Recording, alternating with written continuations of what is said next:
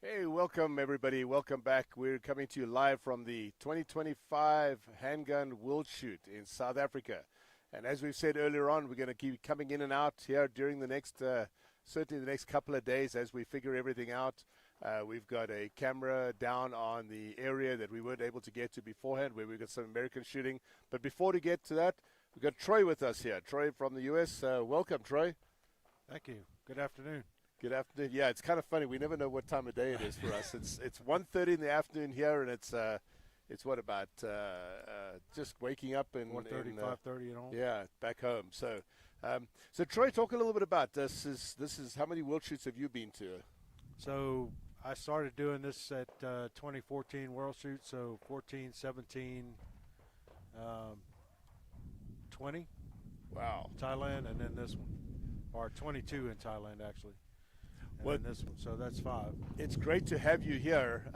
I know I certainly appreciate having you around because it gives us a chance to keep an eye on things and share the duties between all of us. Right. But how do you see your main task here as a team manager of the U.S. team? So mostly what I view it as is as a mostly sort of an advice thing in the main. I'll get questions from our competitors on the stages. Yesterday when they were kind of walking stages like, hey, can I do this? What if I jump this corner? What happens if I put my gun down here, right? Questions like that. Just unfamiliarity with some of the IPSC rules that vary a little bit from ours, but in the main they're the same kind of rule set. The second thing I do is try to intervene a little bit with some of the ROs and RMs and area CROs here, people that I know, deal with scoring calls, deal with penalty calls, that sort of thing. But advice and a little bit of guidance for people that are quite, unsure about how to shoot a stage or whatever. It's not like I'm a great shooter, but I'll say, like, if you do this, they're probably going to penalize you, so be careful about that. There are some unique stages here. There's one where you start laying face down prone, and your gun is on one side loaded and your mags are on the other, and that's kind of unique for anything. I don't think we've ever done that in a USPSA match, but it's working out well. It's a little bit different. Some people are having to get used to it, and I got some questions about that yesterday. What if I have to reload? Well, you got to reload, roll over, do it safely as long as you can get the mag in the gun. And then, like I said, the biggest thing people are not aware of is you can't run outside the fault lines here. You have to stay within the fault lines. If you step outside, that's an issue.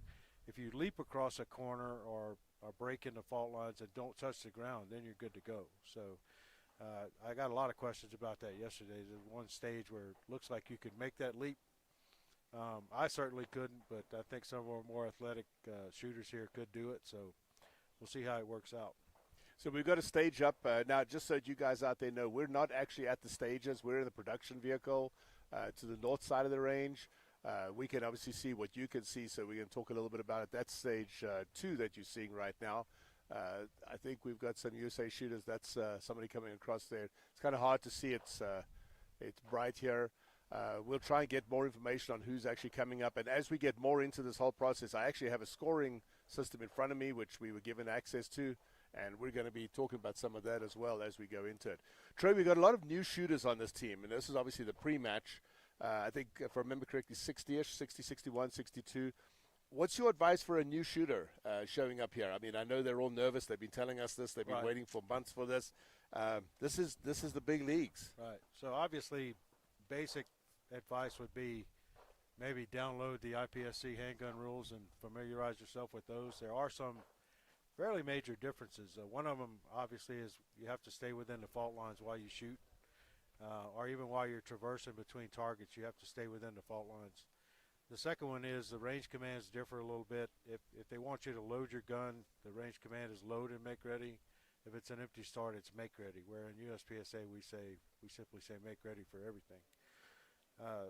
The other thing is that in USPSA, if you say you have to go to a porta potty and you want to leave your gun on the safe table and go to the porta potty, that's fine. But here, you cannot abandon your gun on a safe table or anything. You have to be in control. Sorry to interrupt you, but this is that Christopher shooting? No, that's Keith Larkin. He just finished shooting that stage.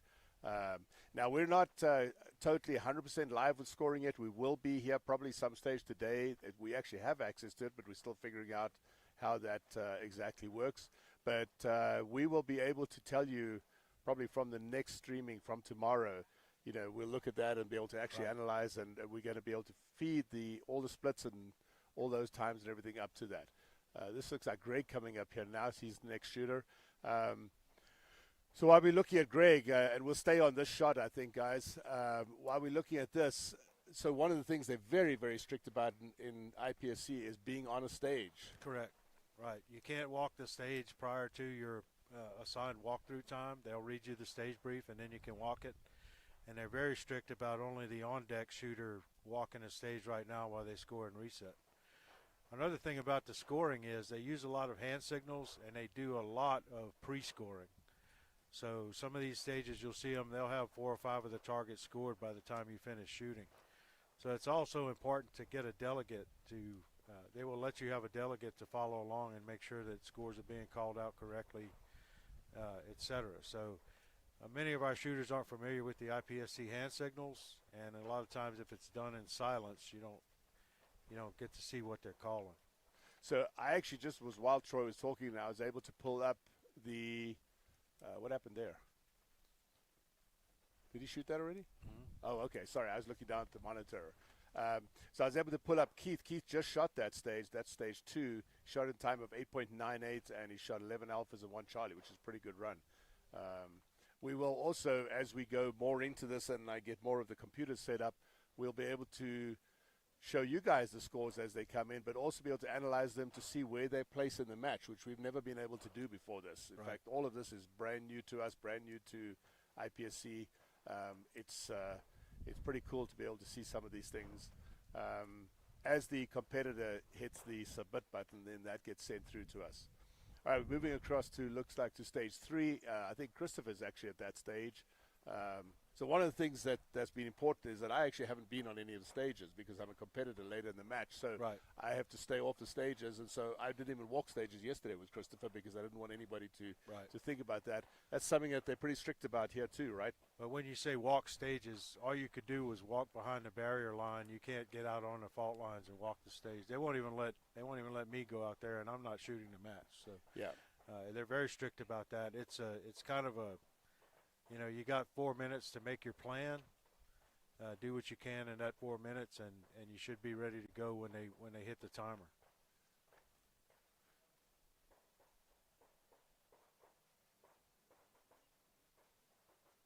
I think that's a revolver shoot that we just saw.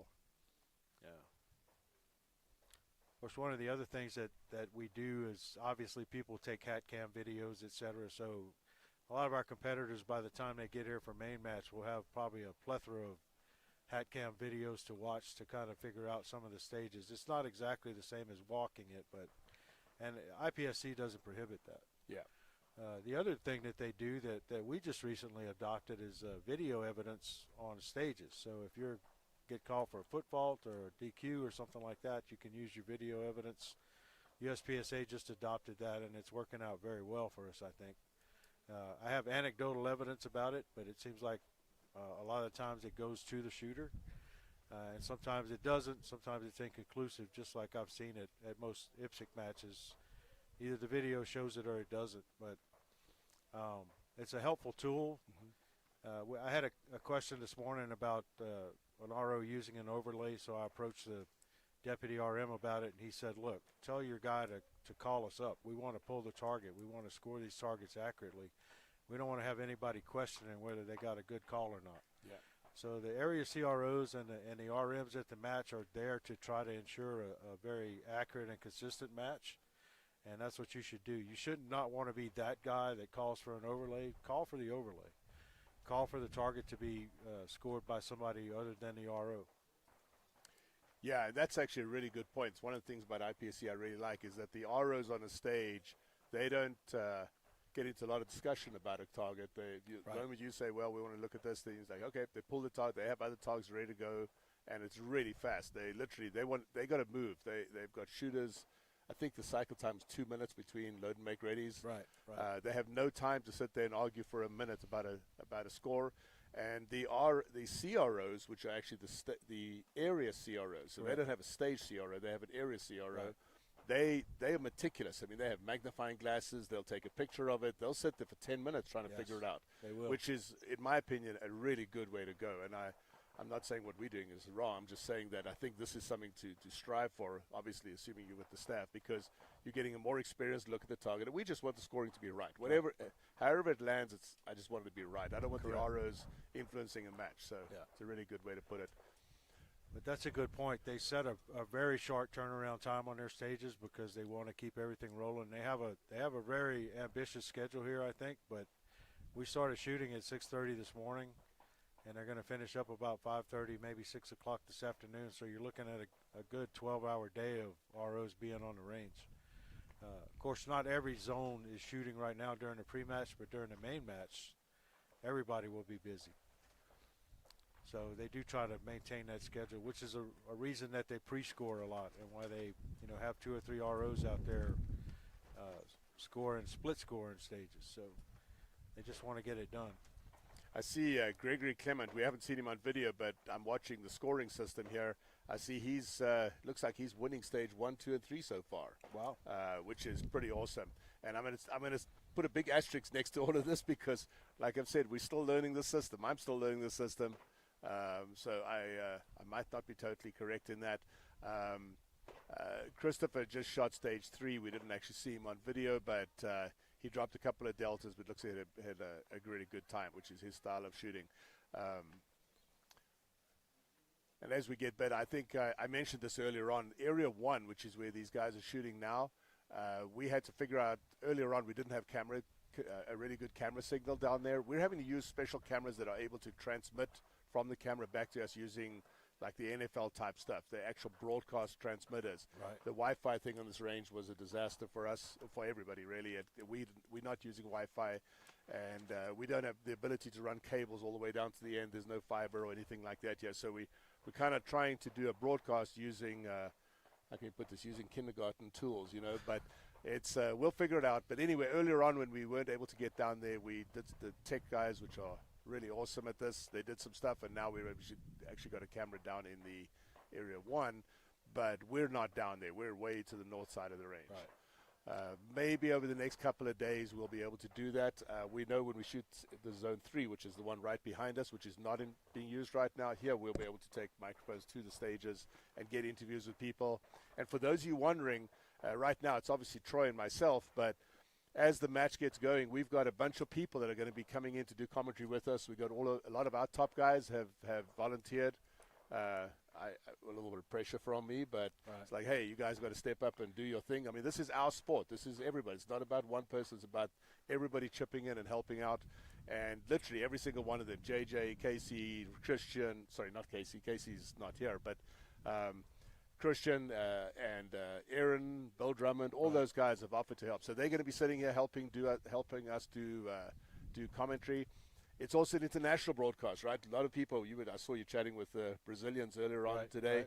Right. Really great bunch of guys, super encouraging, super helpful. They offered to let us use their hospitality tent because we don't have a hospitality tent. That'd be awesome. But it's really nice to have this international crowd. This is real international.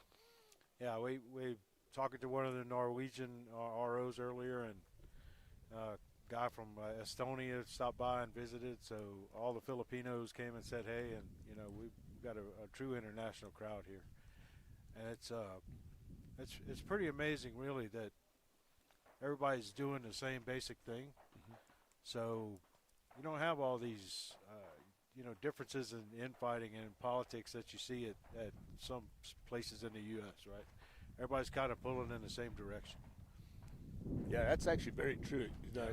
It's actually amazing. I have a great Eric Raffel story, which I'm going to tell when Eric's here. But the ammunition situation at this match has been bordering on disastrous. So we're fighting our way through it. If you see things moving here, it's because we've got a little bit of a windstorm blowing through here. We're kind of nervous. We're all tied down. But anyway, Eric Raffel called me from France 2 mornings ago, and said, hey, we know you're struggling with ammo. He says, I got a guy, and he's helping out JJ. And if you don't know this, they both shoot production optics. Right. So they literally are arguably the top maybe top 2 or 3 out of the top 5 in the world, right. and he's offering to help JJ and others, with ammunition. So, I mean, where do you get that in the world? Imagine Schumacher, getting help from Senna back in the day, and Verstappen nowadays. Doesn't happen. It's one of the cool things about this sport, though. If you show up and, excuse me, your gun breaks, somebody will loan you a gun. Your holster breaks, somebody will find you a holster, that sort of thing. So it's always been a cooperative sport. Let's stay on that shot for a second. I think that was, can't see from here. We'll figure out how to do this better when we get decent comms down there, which we don't have right now. We just got picture, obviously. Then the camera people there, in this case it's Trevor, will be able to feed that back. But I think that's Gregory. Hard to tell with the hood on the jerseys. Yeah. Next time I'll tell him to put his hood down. Here he goes.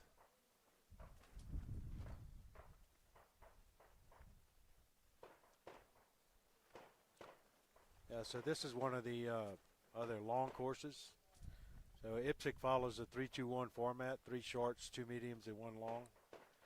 And so they have a ratio. They have a published ratio. If you have a 24 stage match, how many threes, how many shorts, mediums, and longs you got to have. But it really keeps the match rolling along.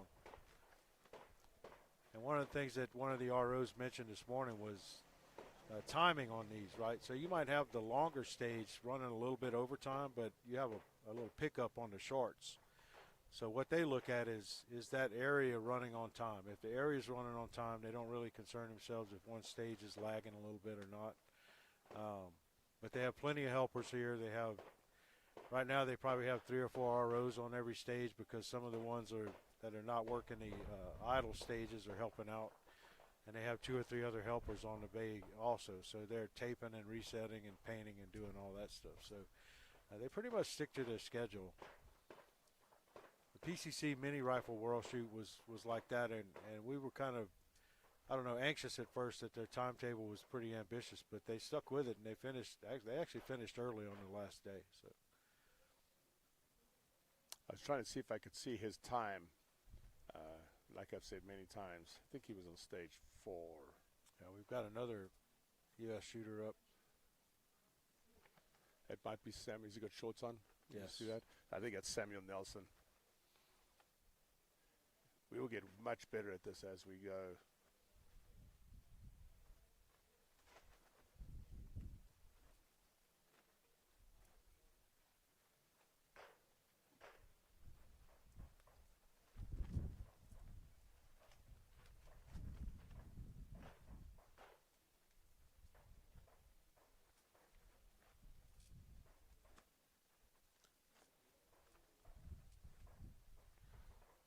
But you can see as they go that they're early scoring these targets. You see your scorekeeper entering, calling things out. The IROA guys are wearing the striped shirts. That's the International Range Officer Association uniform. And then they have helpers from the club here, or the local South Africans. They have some South African NROI working stages. And then they have other people helping out as far as taping and pasting, patching, whatever you want to call it, painting the targets and picking up the steel. This is actually, I think this is Christopher coming up now, actually. So let's stay on this for a second. But I want to show something. Actually, I'm not going to talk about it now. I was going to talk about 180, but let's not jinx this right now. Right. I would not be popular. Oh, that's Samuel Nelson now. Yeah. He just shot. So proving his score. And for those of you that don't know it, IPSC uses the ESS scoring system, which is basically Wi-Fi based. It is a pretty robust scoring system. I think the first time they ever tried to use it at a world shoot, they had a few hiccups with it. The Wi-Fi kept dropping out, and they would turn the tablet into basically a brick because it wouldn't work. I think they've worked those bugs out. I think you can actually score on the tablet, and it'll hold 4 or 5 people until the Wi-Fi comes back up. But it's something that we may want to look at in the U.S. as far as an alternate scoring system, if we can have something maybe as a backup, or people decide to use it. It's a good scoring system. You get quite a bit of data off of it, especially if you're using a timer that, Bluetooths to the tablet and records times and splits and everything else.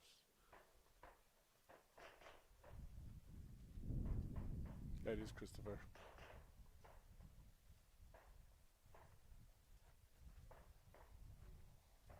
So you got through that. So I want to actually talk about, we used to talk about videos, and Right. you just brought that up now. You can see that position where he's going from right to left. It almost looks like he's breaking the 180 there. But Right. they've got 4 ROs. Trust me, he's not doing that. But this is a great example of why cameras and camera positioning is almost impossible to tell if somebody's breaking a 180. Correct. I know we argue this thing to death in the US. Oh, he broke us. You can see on this camera shot. But there, it literally looks like he's coming backwards Right. and coming back. So IPSC has a thing which is really cool. And when we talk about all these rules, I realize a lot of you on this podcast or on this live stream are familiar with a lot of these rules, but we have a lot of new people on the team, and then obviously this Right. stream is going out worldwide. And so we want to educate as many people as possible. That's one of the goals of our whole operation, is to educate, Correct. to train safety, to train people to understand. So going back to some of these calls, the trick is to talk about things so people become aware of them and know about them, but at the same time, we don't get into these discussions or these debates online about, well, that looked like he broke the 180. Right. I mean, here you've got the best range officers in the world work at these matches. Trust me, if the guy's breaking the 180, they're going to call it, Yeah. And yet, here is an example of that. Yeah. Video evidence is not infallible. I mean, it's not. You're basically using somebody's cell phone video for your, or your cell phone with somebody else shooting the thing, and they can't always get in the right position that the RO can be in. So it's kind of hard to armchair quarterback a call that you see on a video that may or may not actually show you any perspective on the stage. To me, this stage looks like it's tilted a little bit inside the bay. So, but with all the ROs having eyes on the competitor there, I don't think there's any issue with whether you broke the 180 or not. I mean, they would definitely call it. Yeah.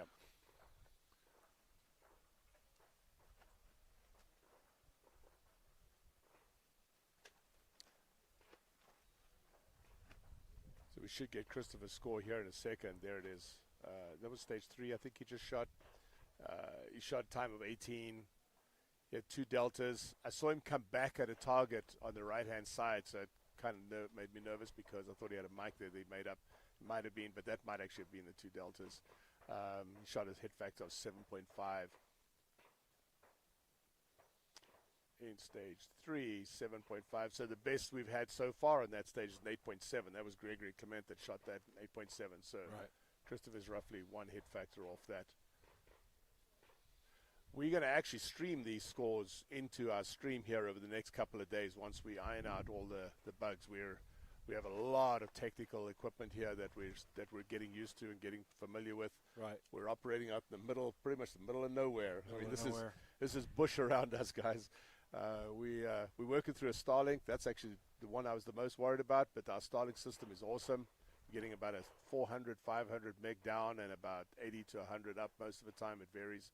But hopefully this is coming through nice and clear for you guys, but we'll get better at it as we go here over the next few days. Intermittent power problems. Yeah. That doesn't help. So. Yeah, Africa is not known for reliable power. But we're hanging in there with what we got, and if we have problems with that, we'll find a solution to that as well. So just something to talk about. We're going to be going, so Troy was here bright and early this morning, 6:30, I think you were here. Right. It's a long day for a lot of people. Troy and Danny kind of, in the beginning, I'm sure you'll be here all day, every day, but gradually over a while, the plan is to not try and kill our team managers. So we're going to be, they might be here early, but we're going to stream this week in the pre-match. We're going to start our streaming at about 10 in the morning local time. That's 1 a.m. Pacific and 4 a.m. Eastern. We're not able to stream non-stop. We just don't have the resources. We only have a couple of cameras that are out there in the field. We have more back here, but as I said earlier on, we only have the ability to do a certain amount of cameras on the range. Right. That said, in the main match, we're probably going to start at 9 a.m., which is midnight in Pacific, and 3 a.m. Eastern.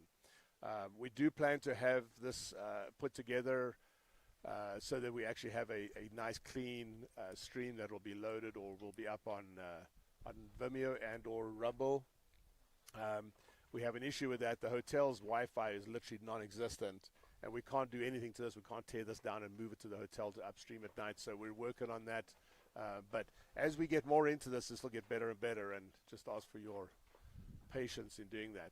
So you're seeing a walkthrough going by right now. That I think that's same no, it's a different stage. There's stage 3. Thanks, guys. That's Stage the same 3? stage. I think it's a new squad. Okay. So the other limitation, which I'm negotiating very gently with IPSC right now, is how far into a stage we're allowed to move with cameras. They have a rule right now. Due to time constraints, they've said no cameras on stage at all. So you can stand at the back of the stage and film with your iPhone or whatever, but you're not allowed to place any of the 360s on stage or go down, put things on the ground, etc. Right. I'm not happy about that, but I understand the reasoning behind it. They worried that it takes time, even if it's 10 seconds. They had issues at the PCC World Shoot. Embarrassingly, I was one of the people that delayed a stage because the camera didn't turn on, and was one of the big guys shooting, so I had to hold them and run down stage and turn it on. But you know, you do what you can. You got to negotiate these things out and be gentle, etc. But likewise, we're also have got to worry about the safety of our camera guys. Trevor is the guy filming here right now. This is his first time filming a major match. He's a very experienced photographer, but Max is going to be helping him later. Max is helping on the live stream right now. But we have to share these duties amongst each other. Okay, so obviously your walkthroughs, a couple of things about the walkthrough. Let's talk about that. So when you're doing walkthroughs, you can't have anything in your hands. No water bottles. Right. Yeah. You remember how that rule started back in the day? We have always prevented you from having something that replicated a gun or something with sights on it. But it was the same in IPSC for a long time, and then all of a sudden it got to be an empty hands rule. And I honestly don't know how that started on the IPSC side. I'll tell you, it started in South Africa, to my knowledge. Okay. So they used to have little wooden guns that they made that they would walk through the stage and point the wooden gun. And people tolerated that for a while, but then a guy showed up one day with a dot mounted on his little wooden gun, right. and that was too much. And they were like, yeah, no, we're not doing that anymore. And I think that kind of killed it for everybody. But yeah, so if you have a water bottle, you can't have a magazine in your hand. Right. It's an empty hands rule. Yeah, empty hands. IPSC. For us, it's not. You can walk with a water bottle or a magazine, but just can't have a gun or a gun replica. I always tell people, they say, well, what about my tape gun? And, you know, the patch or plier, and I was like, as long as you don't put a set of sights on it, I don't really care. Okay. Joe, give me that again. Okay, so we're gradually getting better communications. I'm going to tell you, I'm trying to be honest with everybody, completely transparent. We're obviously putting this together. We have a really awesome communication system between all of us. Troy and myself can hear what the production team is saying. And as we get better and better, we'll get more information. We'll be able to go to actual shooters where we know where they are, and then we'll be more prepared and so forth for that. It's new for everything. Even IPSC, they've given me a way that I can track shooters, but I haven't, while we've been sitting here, been able to get it up and running yet. So I can't tell you where the next US shooters are just yet, but we will have a better way to do that here over the course of the next days. But going back, I want to finish on that thing with walking around with some of your hands. I actually think it's a really good idea not to have empty hands, because I do think sometimes it's distracting when you see a guy using a water bottle or so on. I've had that happen where it's like, well, dude, like, you know, does it really matter that much? I don't know.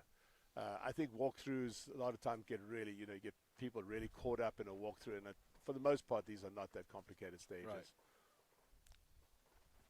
Remember that they have, I think, a 3-minute walkthrough in this match, if I remember correctly. I'm not positive. I thought I heard some stages were 4, but most were 3.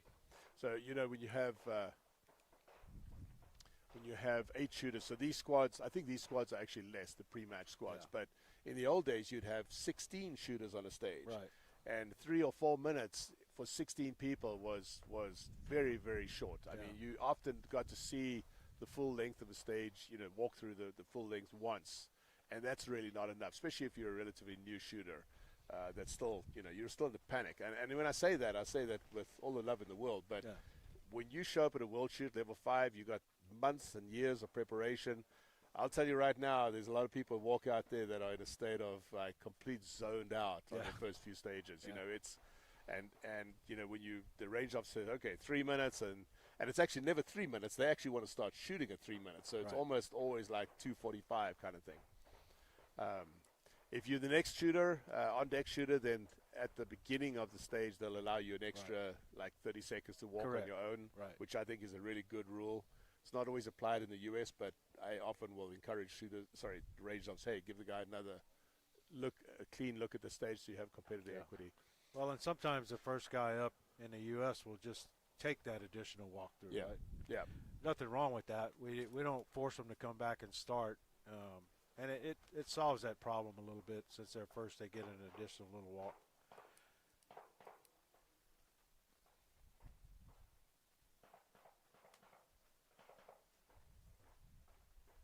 You see the RO on the left-hand side with his fingers, pointing his fingers. He's actually calling out the score. Right. I always kind of laugh about that because it's actually supposed to be hand signals, arm signals, right? And then they, of course, like everybody else, they shortcut it to finger symbols. As long as you understand what it is, I'm toying with the idea of introducing that system in the U.S. to teach our ROs that system because it is effective, especially if you got a loud range or you have some long-range targets. And honestly, many of our ROs right now know how to do it. It's just a problem of training everybody up to know what they're trying to signal and getting that consistent. Because it is very specific. There's a couple of signals that signify either a miss or a no-shoot, and they're kind of close. So you want to make sure that you're getting that right.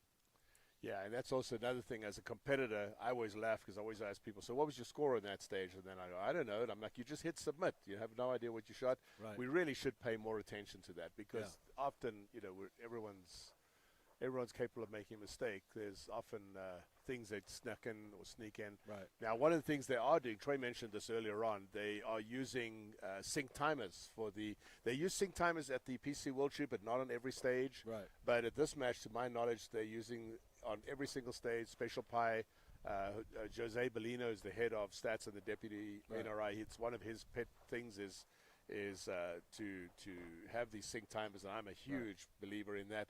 We discussed, Bellino and myself, months ago, and I actually bought some of the timers, and I actually spoke to the company, that's a Chinese company, spoke to Shirley and their people. We were actually looking at bringing in a way that we could feed those times directly off the timer as it's happening live, as they're shooting straight into our system. But truthfully, we weren't comfortable with the system yet. We were worried that it would interfere with their their sync on their tablets. We were assured by Special Pi that that's not going to happen, but Bellino eventually made the decision, and I was quite happy with it, to basically not do that. Right. So it's something that's coming, not this match, but maybe the next World Shoot or the next maybe Level 4 Continental or something. And that would be awesome. We'll be able to drop that in, like you're seeing the overlay right now, Stage 4. That's what this stage is, obviously. We'll be able to drop in the times and, as they call the score out, which you saw them doing, that score, as it's entered in the tablet, will show up on our screens. That's something I've been pushing for, gosh, I can't remember how long. Right. There's a number of reasons for that. It's not just so it's cool for us. It's also because it gives us an accurate look at, sorry, we got a little windstorm blowing through here again. So we have an accurate recollection of a time, because a lot of times, especially like PCCs, you don't catch that last time. But in this particular case, we'll be able to see it. There'll be an RO watching it, and they'll be able to capture that straight away. Going back to using digital evidence or audio, video, whatever, it's actually we've actually seen some benefits from the audio, even though the video didn't show anything. You can't really take the time on a video and say that's the time, but you can certainly have a recording of that RO calling out 8.75 seconds, and if it gets fat fingered in or typoed as 7.85 or 10.85 or whatever, you could say this time isn't right, replay that audio, and I've seen that change many times. Mm-hmm. So that's a good way to use that sort of tool that you have available as well. And people, this has been brought up before, well, what if they make a mistake? Now we're going to highlight their mistake.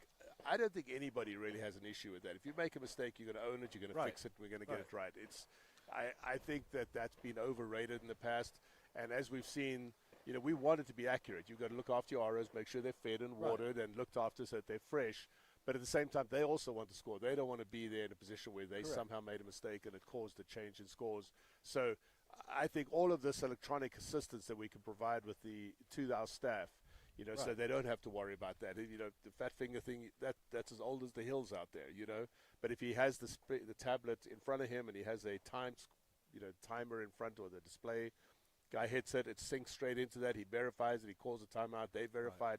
All of that makes it easier. Yeah, the sync makes it a lot better. Mm-hmm. One of the things that you see, I haven't had anybody actually complain since we introduced digital evidence in the U.S. Any RO complain that, hey, that my call was right and they took it away from me or something like that. It just doesn't happen, right? Most ROs want to have an accurate call, and anybody can make a mistake. So if you're calling out times and manually enter them, somebody can mistype that. I mean, that's easy to do. It's not a slight on the RO's part. It's just people make mistakes. But one of the things about scores that I always mention in the seminars that I teach, because we try to make better competitors out of people that are taking RO seminars as well, is if you're hearing your scores being called out, you don't have to remember everything, but what I like to listen for is alphas and charlies, right? Mm-hmm. And if I don't hear any deltas or no-shoots or mic called, well, when you get your tablet to review it and you see deltas, mics, or no-shoots on there, then you should question that, right? Because people can fat finger a tablet as well. And the one thing that in our side, practice score does, if your hits aren't right, if the numbers are wrong, it won't let you enter it. But you can hit no-shoots all day long and it doesn't care, right?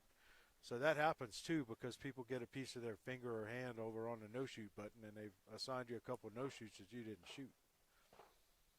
This is one of my favorite things, this shot you're looking at now, I couldn't have scripted this better, is that the RO is explaining the score to the competitor. He's not just saying, here, sign, Right. And I love that about these guys. They train to do that.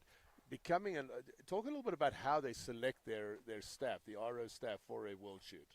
So IROA, the International Range Officers Association, will put out a call for staff months prior to the beginning of a match like this. So I think the World Shoot call for staff went out almost a year ago. And so you apply. If you're IROA certified, you can apply as IROA. You can also apply as local NROI because they do take ROs for that. In fact, the RO running this shooter right now is a South African NROI. He's not wearing a striped shirt, so he's not IROA, but he is NROI. He's RO trained, so he's doing the job, right? So they will take a certain amount of people like that, and then you have to select whether you want Tier 1 or Tier 2 compensation. Tier 1 is, I don't know what their numbers actually are, but it's a pretty good amount of compensation for your travel. Tier 2 is basically if you're kind of local and you don't need much money to travel, or you just don't want to take the money, right? If you want to travel on your own. And then after that, they select people based on experience, your experience in the sport as well as their experience with you. And so they select their staff that way. Not everybody gets selected. So we were talking about Danny Alstad, who's one of the team managers here. He's assisting me.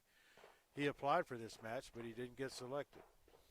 There's no real reason given for that. It's not because Danny does a bad job, I don't think. I think they just said, hey, it's going to cost us too much to get Dan over here, right? And they always look at that. Like anything else, they have a budget for a match. So I think that's part of the process. But if you're local NROI and you want to apply, then they usually take a quantity of those people to work the match as well. So it's not only IROA folks working.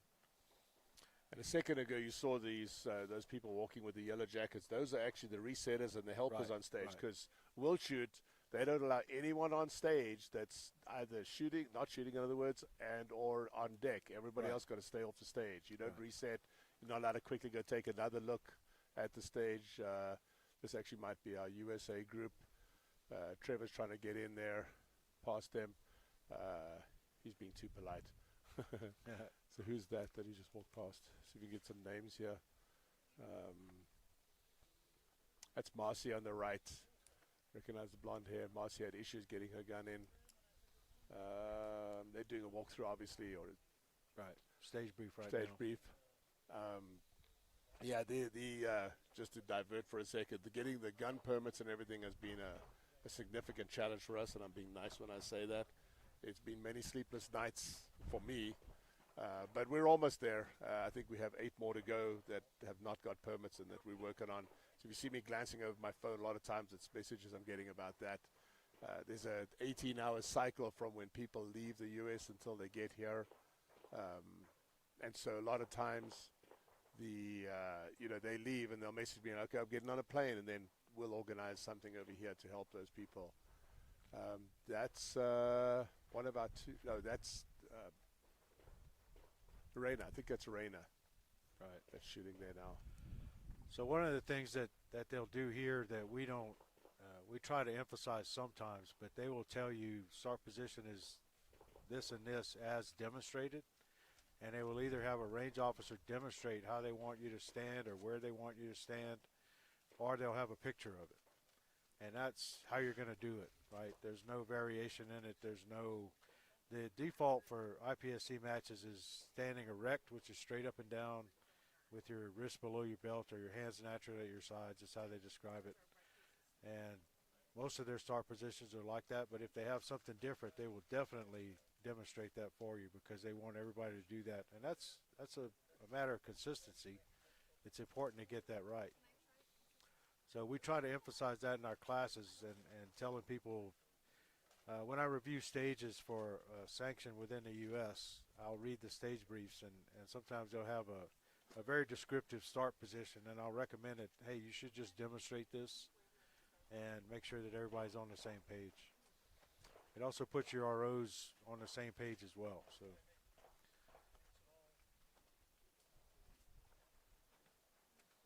Yeah, so this is their walkthrough period, and you can see, obviously our teams, our people help each other out, but they'll help anybody out that's trying to get a good stage plan. I think that was Sos that walked through that shot to the background there. So this is obviously pre-match. You guys are watching. A lot of new people that are here for the first time. That's Marcy that walked up there now. I'll see if I can pull up their squad, actually. That will help me a little bit. But it's for three of those people. Yeah, it's their first world shoot. They've never shot world shoot before. Right. All three of them. Reina, Sos. By the way, the one we watched earlier on with I was looking at the scores, so I have access to the overall scores on a stage, and I see Keith Lockett. Yeah, that's right. Keith has won stage 1, 2, and 3 so far. He has the highest hit factor in production optics, which is really cool. We watched him shoot a couple of stages earlier. Right. Obviously, subject to change as people shoot and the scores change, but right now he's leading the pack. So. Yep. Christopher just shot stage 5. So the interesting part about Area 1, and this is, we'll see how this works. I think it's a great idea, but it was a little controversial. So due to the layout of this range, it wasn't really possible to have zones where it's zone stage 1 through 6, zone 1, 7 through 12, zone 2. There's some stages because obviously they've got to get a 3-2-1 format in, like Trey mentioned earlier on. So there has to be a long stage in that area, that specific geographical area. So they had to move the numbers around a little bit, and I know there was some discussion about that. But the reason why this is important is that in the U.S. we have a similar problem in a lot of ranges. Right. I know Rio Salado, you can't put the first 6 stages can't be 6 stages because you don't have short, medium, long. So what they've done here is that they have subzones. This is the first time that I've seen this in use. I discussed this with Bellino here a little while back, and he explained it to me, and I actually thought it was a good idea. But we're seeing it in pros today. So Christopher shot stage 2, 3, and then he stayed in the same area and shot stage 1, and then he went to stage 5. He's going to shoot stage 6 and then go back to stage 4. Right. That's in another geographical area. And looking at this, it doesn't look like they're running behind at all. So that speeds it up because you don't have the thing of walking to another side of the range and turn around, walk back. They put a lot of effort into this planning, and so far it looks like it's consistent because Christopher shot 4 of his 6 stages already, and he's been shooting since 12:30, 1:30, 2:30, and they've got I think it's a 2.5-hour cycle. Yeah. So he's shot 4 of the 6 stages, and he's still got another half an hour, 40 minutes to go. So they're definitely running on time.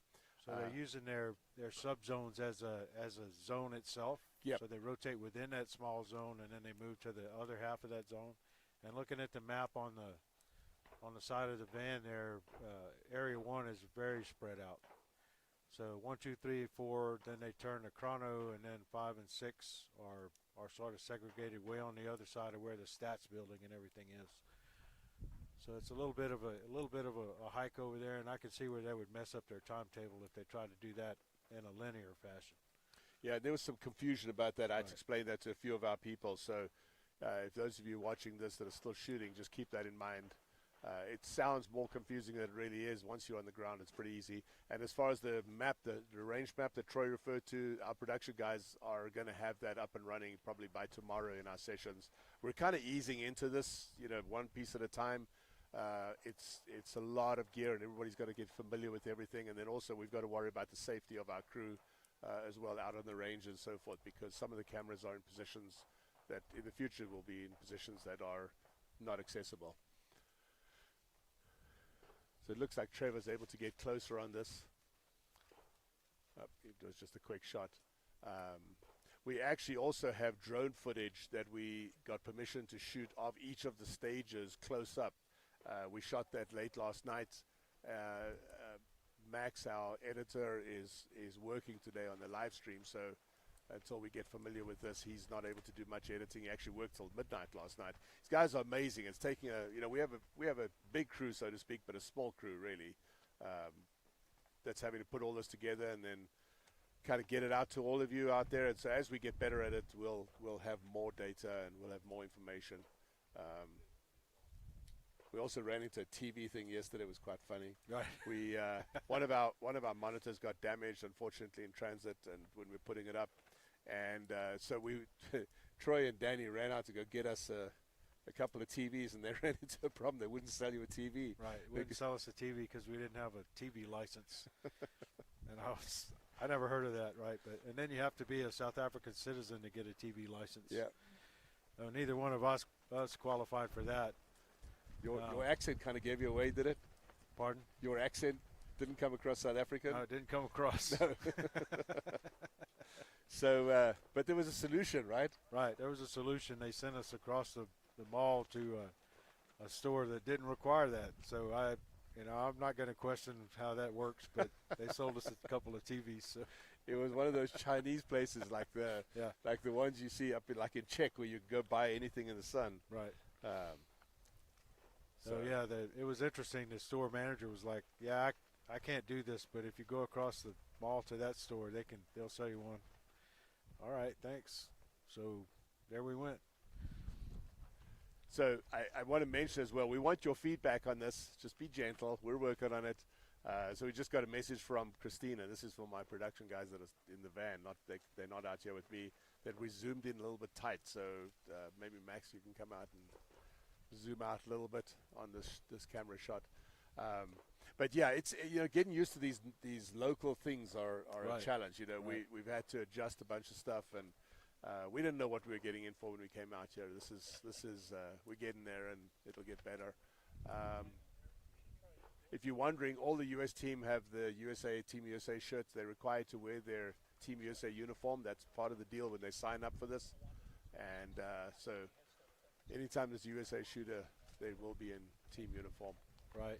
I was joking with Danny earlier. He's like, how do we know where people are shooting? I said, well, I have the squad lists and I have the squad matrix. But I said, honestly, sometimes I just walk around till I see a pile of U.S. shirts and I go there. Yeah. So here's an interesting one for us on the technical side. So we have very limited power here, right? Like we've got one cable that comes. We've got to run all this equipment, all the charge and everything like that. And a lot of our cameras, there's no way we could power them, like we would normally do in a conventional broadcast where we run live power to them. We were concerned about that. I forget how many batteries we brought with us, but we had to carry them in, I think, 3 or 4 cases on board the plane. And one of those things is that the camera that was on us, we had to switch over. There we go. There's the camera back again. But just bear with us. This is one of these things. We've got all sorts of local conditions. We know we've got heat problems out there. We're shooting in the shade right now, so it keeps the cameras and the equipment cool. But when we're out there with cameras in the heat and the fact that we got to power them all with batteries, it's going to take a little bit of a challenge. I'll find out how many batteries brought with us, but it was some insane number. Every time I looked around, they were buying more batteries. But it's looking good so far. I'm very happy we got a picture. I'm ecstatic that Starlink is as good as it is, because that was a big deal, and we'll get better at this. So this is stage 12. They've got a South African shooter that's shooting there. It's really cool to be able to bring this not only for us in the U.S., but to be able to show this to the local crowd. We've had people sticking their heads in here all the time, right? Correct. Yeah, how excited they are. By. That was a quick stage. Yeah. Stage 12, I can actually pull that up. And very we can short. See very short stage. That lady shot at PCC Mini Rifle World Shoot as well, so she's a competitor.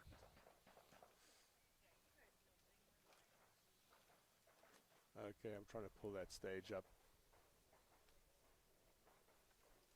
It's obviously a 12-round stage.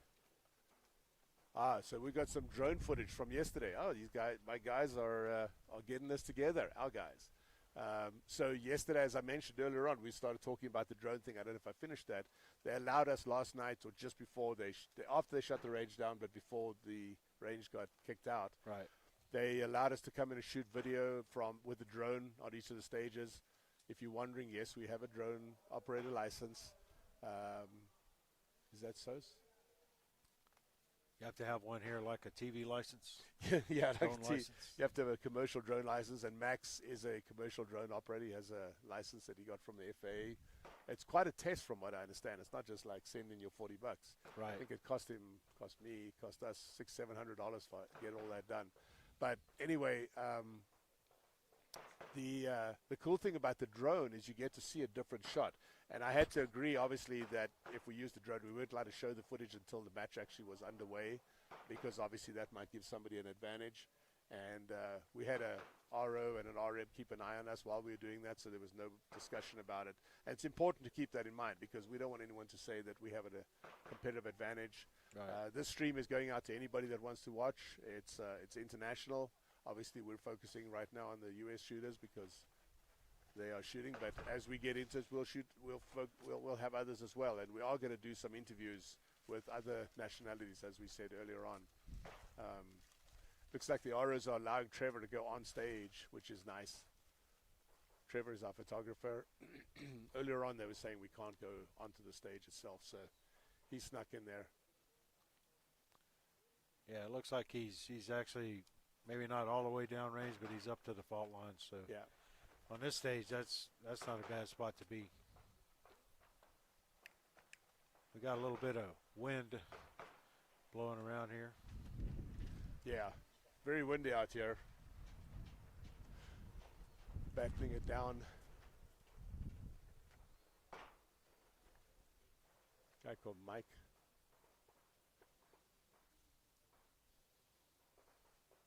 You notice that target, the black target there with the IPSC target in front of it.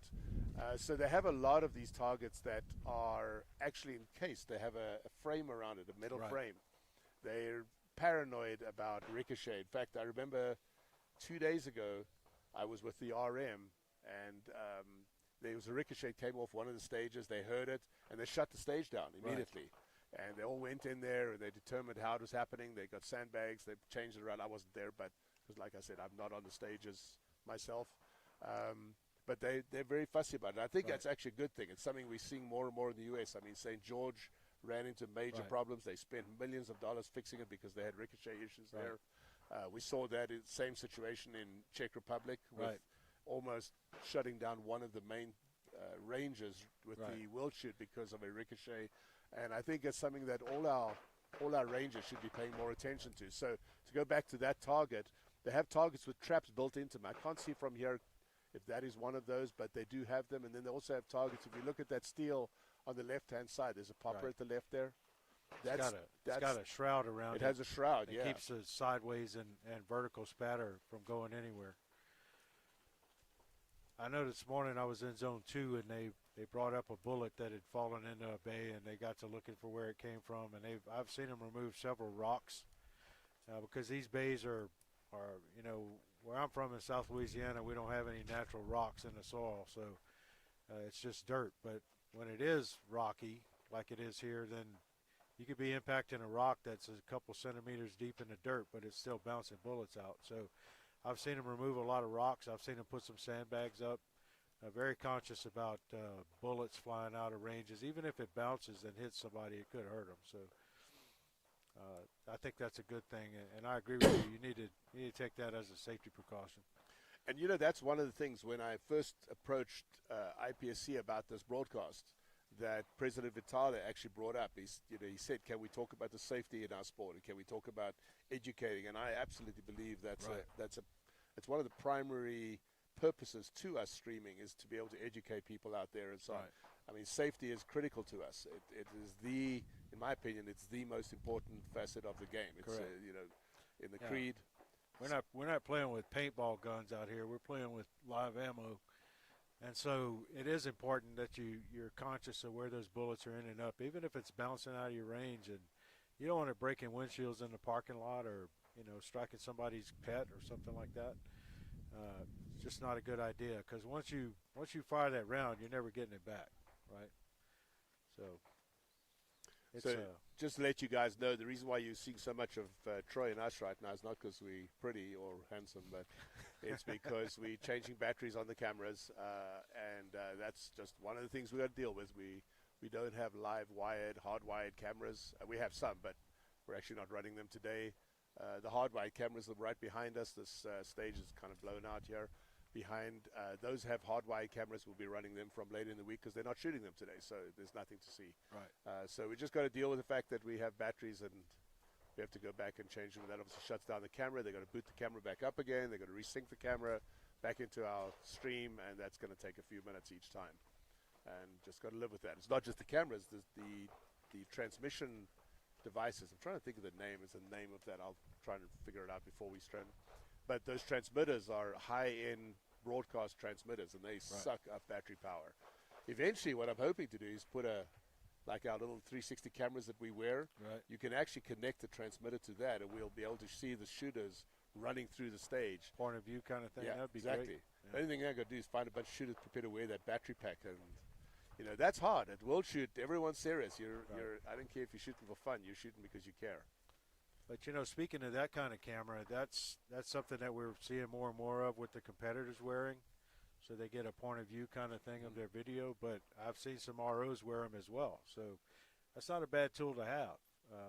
You wear your hat cam, and then you're basically showing what you saw. Yep. And so if there's a dispute, then you can handle it that way. So not a bad idea. Nothing in the rules prevents it. I'm surprised that more of the IROA folks don't do it, but they're not cheap cameras either. So yeah.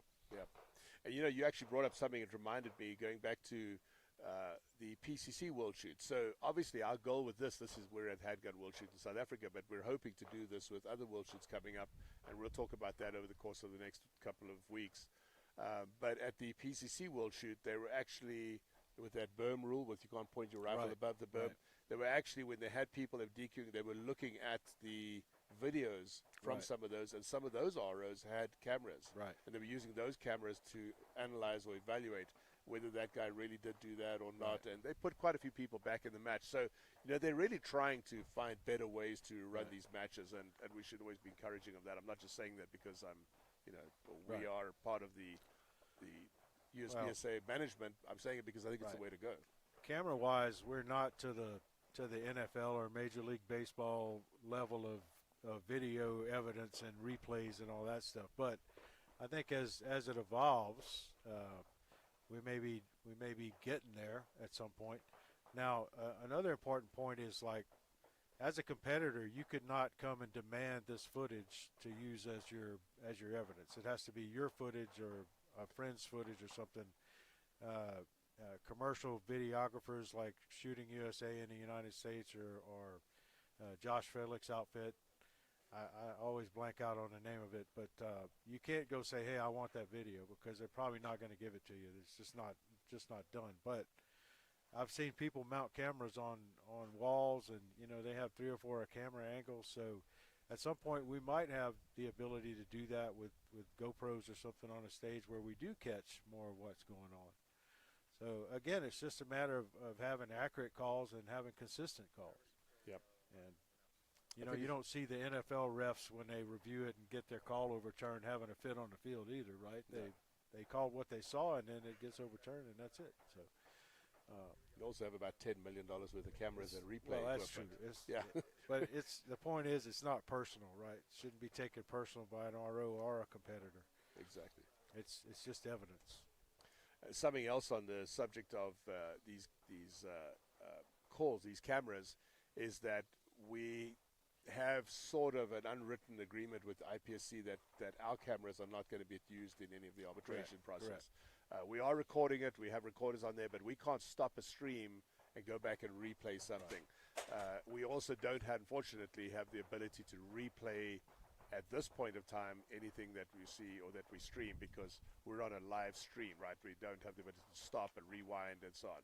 Now, these two cameras we have, two of the three cameras, the big ones, are Ronin cameras, Ronin 8K cameras. Actually, one's an 8K, one's a 6K, whatever. But the one of those cameras does have the ability to do that. But at this point, we've decided not to do that because there's a risk if we stop that stream and we replay something that it loses the ability to resync up again. So for right now, our producer that's running this, Joe, has said no stopping cameras. Right. And I'm actually in favor of that. But that was brought up by a couple of people in this discussion, is can we use these to replay if there's a call on the stage? And the answer at this point is no. Yeah. It's got to be personal cameras. Is that a rule, personal camera? It can't be. It's not a rule in USPSA or IPSC, I don't think, but it's just a thing that, I mean, in this case, if they were videoing stage 4, then they're not videoing anybody else, so it's not a widespread thing. And it's just like I know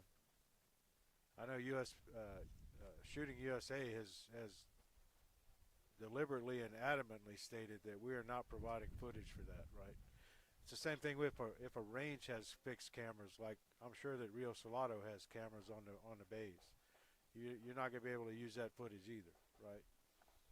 So far it's been personal cameras, cell phones, whatever you have. But hat cams are fine. In the United States, we don't care if you go hang your GoPro on a wall or something like that. You just can't disrupt the stage in order to do it. That's the only problem. So. Yep. We've got a Warthog. This is a Warthog stage. It's like this stage 12. So this is a 31 round stage, long course. That doesn't look like a long course from here, but if this is stage 12, that's a long course. Yeah. Remember, you can't cut corners. You could jump, but that's probably why they got that barrel there. Well, that's why they put the barrel there, and that's one of when I mentioned earlier, people were asking about being able to jump. If you can jump that far, then I say more power to you. But you could run into a serious problem if you touch down outside this. What if they jump and then knock the barrel over? They'd probably call it REF or something. Wouldn't let you do it. Now, if you could hurdle the barrel, that might be one thing, but that's getting to the extremes of athleticism for some people, I think.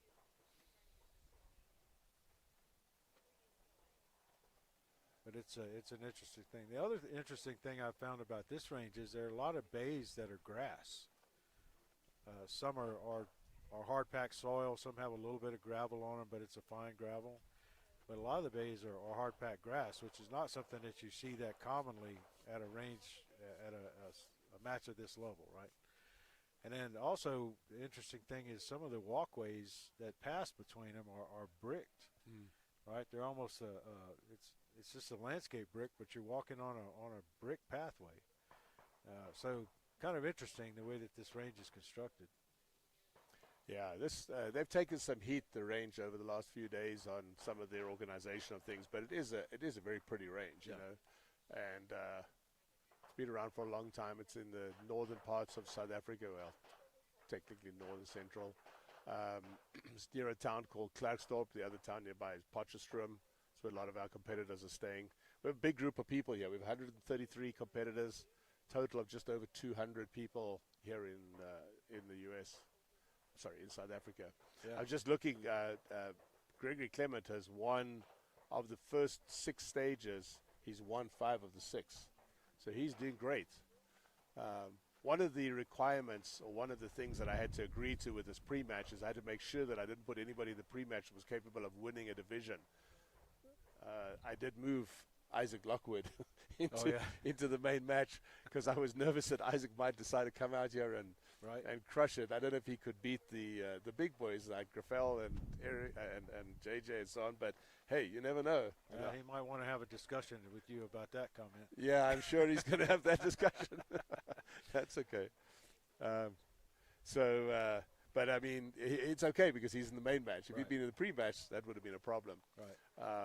But pre-match, this is a new thing. It's something we should probably talk about.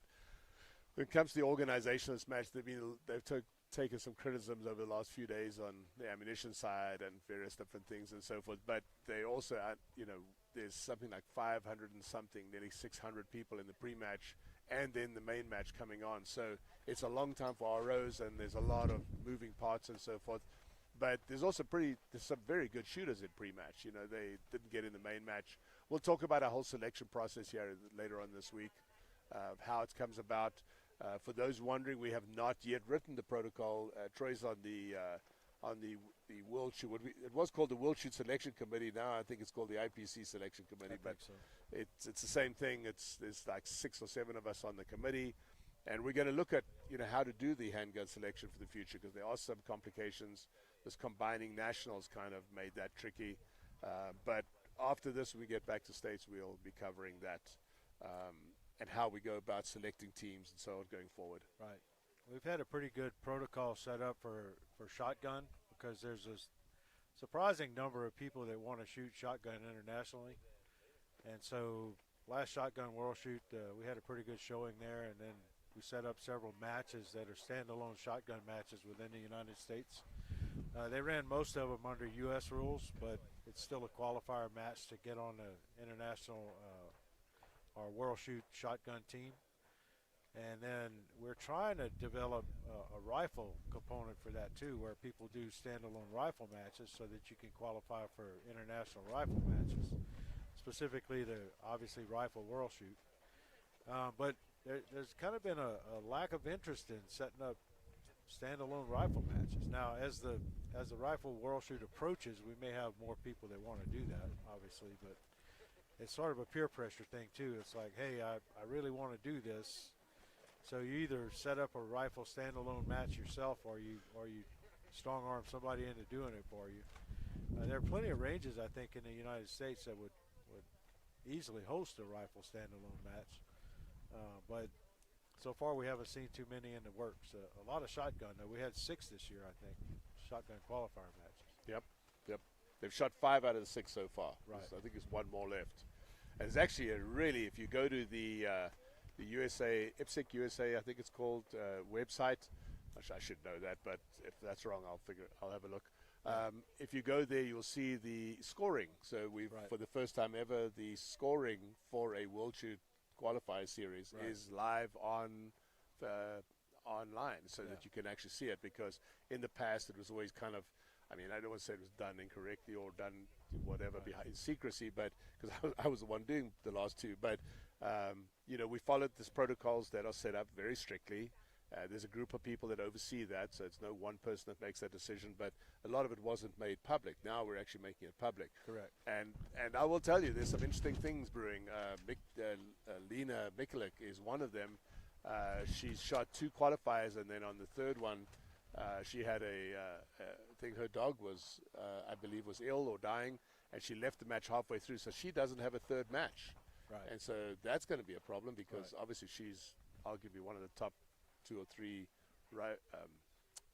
shotgun shooters in the United States. Right. So she's going to have to shoot that last qualifier, and that's kind of how the series is developed, or how we put it together. Right. We look at this, we say we want to give everybody a fair opportunity to qualify. If you don't qualify for some reason, you have 1 more shot or whatever. So that's why, shotgun, there's 3 of 6. Right. And you don't have to shoot them all, but you do have to shoot the required 3 number, right. And a quick shout out to Adam Maxwell, who has been huge in helping put all that together. Yeah. He probably bugs me more than most people. Hey, when are we doing this? When are we doing that? But he's done a lot of work with, marshalling all those clubs together. I remember when Adam and I talking about the shotgun thing, he's like, I don't know if there's going to be clubs wanting to hold shotgun only. And let's try it, Right. And he hung in and he rounded up a bunch of clubs, and they're doing it. And their matches have been well attended, which is awesome to see. So obviously this is the stage we talked about earlier. This is where you're going to lie down, you're going to put your face down, you're going to put your hands down. This is tough, especially for us big fellas out there. I believe you have to put... You don't have to get up from it. Yep. So mag's on the left, gun is on the right. Oh, no, he didn't. Oh, he's starting hot. Okay. Yeah, it's starting loaded. Yeah. I don't think they would be that cruel. I remember a stage in Thailand, where you had to lie on this table shooting through ports. Remember that thing? I shot in the pouring rain. Right. I couldn't even see. I could literally not see my scope. It was raining so hard. Yeah. This is, like I said, this is an interesting stage. Okay. All right. Well, I think we're going to take a short break. That's our longest straight-through transmission. Cool. Huge thanks to my team. Troy, thank you. You're going to be up here a bit more. And I left the name out earlier. Shannon Smith is also going to be one of our main commentators. He volunteered for that, sort of. And volunteer or voluntold. Yeah, that's right. His words were, "Hey, I got nothing else going on, and may as well." That was his exact words, but it was something like that. Yeah. But Shannon has also been the one doing it in the U.S. with the handgun. I'm sorry, with the Nationals. Right. Him and Jake running it. So looking forward to having it. And we're going to kind of rotate between us because otherwise it gets monotonous and you get a different take. So looking forward to seeing a bunch of people on that as well. All right, we're going to take a break. Thanks to everybody for jumping in. I think we might do one more stream this afternoon. And I just got a message real quick from, this is what I love. See, Jim Boone just messaged me from the U.S. He said, and the shotgun results were updated last night. Is that because they've shot the last qualifier? Oh, nice. I'm going to guess that's what that was. I think it was the Zombies in the Heartland. Well, not Zombies in the Heartland, but it was at Heartland Shooting Park in Nebraska. Area 3, Nebraska. Yeah, I'm happy to see us back there again. Yeah. And Jim Boone sent us results that the shotgun results were updated as of last night. So awesome job. That website I mentioned is ipsec-usa.com. Make sure you go there. And while I'm on that, make sure you tag us in things, share. This is up for you guys. You know, the more coverage we get, the better this is. And we're super happy to be bringing it to you. Right. All of us are. So we'll see you guys later.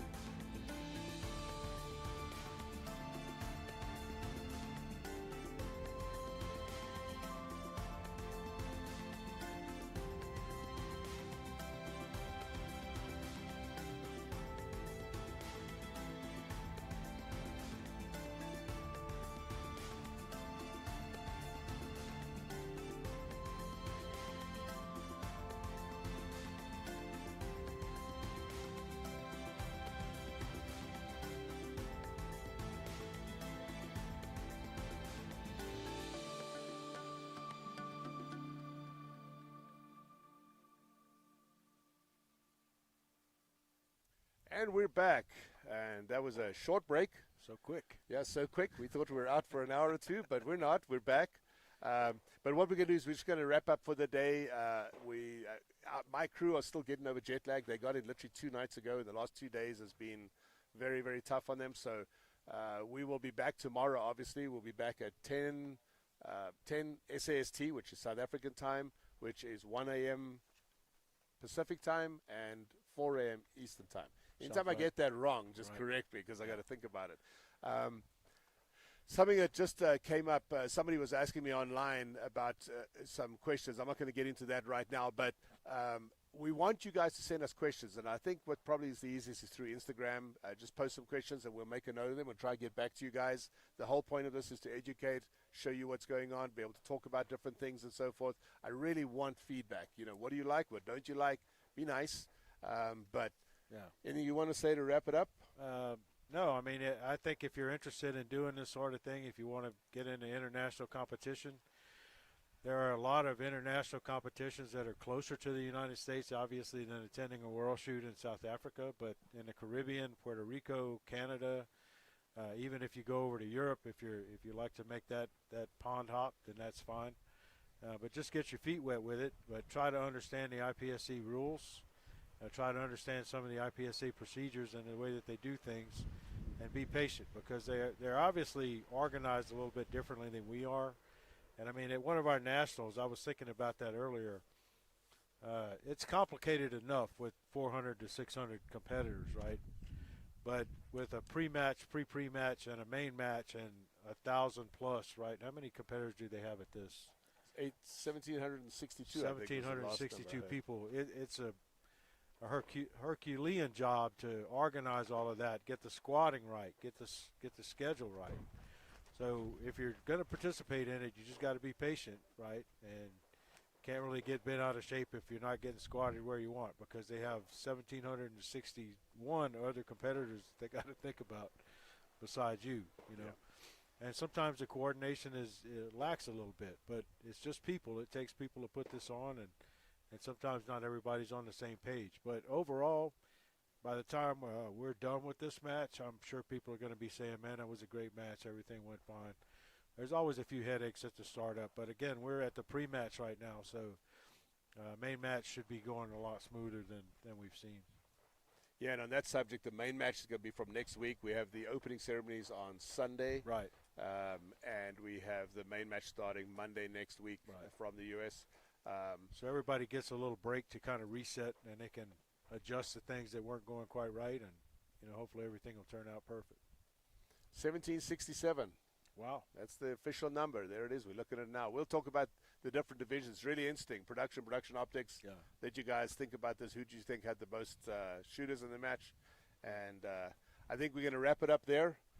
My crew can get some technical stuff done. We're looking at doing some different things tomorrow, and super excited. Thanks for joining in. Troy, again, thank you. Quite welcome. Really appreciate it. My pleasure.